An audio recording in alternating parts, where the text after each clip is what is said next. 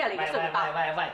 哎呀，使唔使咁多事啊？搞到家嘈屋閉咁啊！俾人聽到太冇聽咩？哎呀，飲你嘅茶啦！呢個衰女包啊，係唔抵幫嘅。我又似你，打死你！